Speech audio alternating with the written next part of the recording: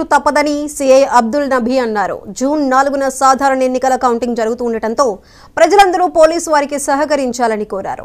ఎంతమంది పోటీలో ఉన్నా గెలిచేది ఒక్కరే కాబట్టి గెలిచిన వారు ఎటువంటి ఊరేగింపులు గాని అభిమానులు కవ్వింపుల చర్యలకు పాల్పడకుండా ఉండాలని పోలీస్ డిపార్ట్మెంట్ తరపున విజ్ఞప్తి చేశారు. ఎటువంటి అవాంఛనీయ సంఘటనలు జరగకుండా 144 సెక్షన్ అమల్లో ఉన్నందున పోలీసు వారికి సహకరించాలన్నారు.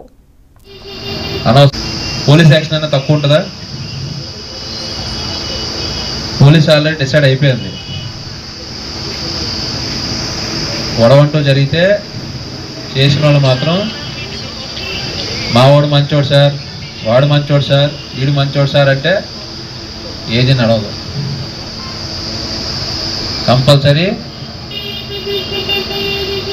అనవసరంగా జైలు పాలవ్వాల్సి వస్తుంది. దాని తర్వాత దానికి సంబంధించిన పర్యవసానాలన్నీ ఎదుర్కోవాల్సి వస్తుంది. నాకు తెలిసి అది మంచిది కాదు. పోలీస్ దగ్గరికి ఎవరో రాకూడదని, పోలీస్ కేసులు ఎవరు ఇరుక్కోకూడదని మాత్రం నేను కోరుకుంటా.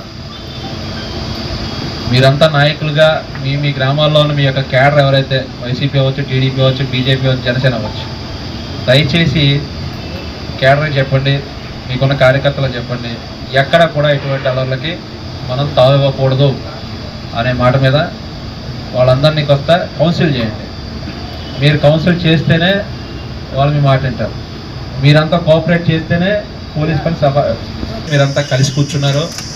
రేపు కౌంటింగ్ అయిన తర్వాత కూడా అదే వాతావరణం విశ్వనపేటలో కానీ తిరువూరు కాన్స్టిట్యున్సీలో కానీ ఉండాలని కోరుకుంటున్నా. దయచేసి ఇది అర్థం చేసుకుని మీకున్న క్యాడర్ని కార్యకర్తలకి చెప్పి ఒకసారి పూర్తిగా మీరు విలేజ్ లెవెల్లో మీ యొక్క కార్యకర్తలతో మీటింగ్ పెట్టుకుని క్లియర్గా ఈ విషయాలు చెప్పండి. ఈ విషయాలు చెప్పిన తర్వాత రేపొద్దున వాళ్ళు ఏదైనా పాల్పడి పొరపాటు ఇక్కడికి వచ్చిన సార్ నాకు తెలియదు అనే మాట్లాడు. ఎస్ఐ గారి దగ్గర నా దగ్గరికి వస్తే నాకు తెలియదు సార్ అనే మాట రాక. కాబట్టి గుర్తించారు.